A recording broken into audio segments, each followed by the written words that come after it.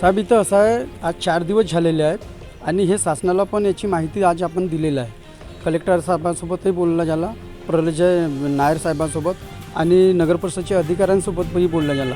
हे खूप पुराणी बोडी आहे आणि दरवेळेला ह्या उन्हाळ्याच्या वेळेला या ठिकाणी हा त्रास वाढतो आणि आता कमीत कमी इथं त्या मासऱ्यांना किडे लागून गेलेले आहेत. 10-15 हजार मासऱ्या इथं मेलेल्या आहेत आणि इथले जे लोक आहेत हे बिचारे, आज 2 दिवस अगोदर ह्या आईची तब्येत खराब झाली आणि 5-10 लोक त्या पटले डॉक्टरांच्या इथं जाऊन दवा घेतलेला आहे. घरी जेवू नाही शकत. हा पूर्ण छोटा गोंदिया परिसरामध्ये हा मासऱ्यांचा वाद, जिथं जिथं हवा जातो तिथपर्यंत तो मासऱ्यांच्या वाजातून लोक इथं राहू नाही शकत आहे. काही लोक आपल्या रिश्तेदारांकडे जाऊन सरी राहत आहेत आणि याच्यावर ह्या 24 तासामध्ये कमीत कमी शासनाने याच्यावर काहीतरी ॲक्शन घ्यायला पाहिजे आणि याची ते जे मार्ग लागत आहे ते आपल्याला तो व्हायला पाहिजे.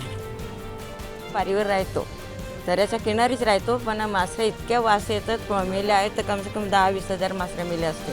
पण आम्हाला राहून नाही होत ना काही ना. आमचे लेकरा बारा तेही बिमार पडले. आमची तब्येत बरी नसे या वासाच्या कारण दररोज आम्ही उलट्या करतो ना, भात ना काही आम्हाला खाऊन होत नाही ना काही नाही.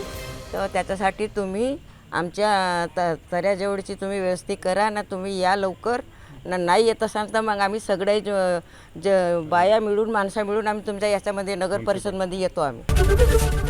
एबीपी माझा, उघडा डोळे बघा नीट.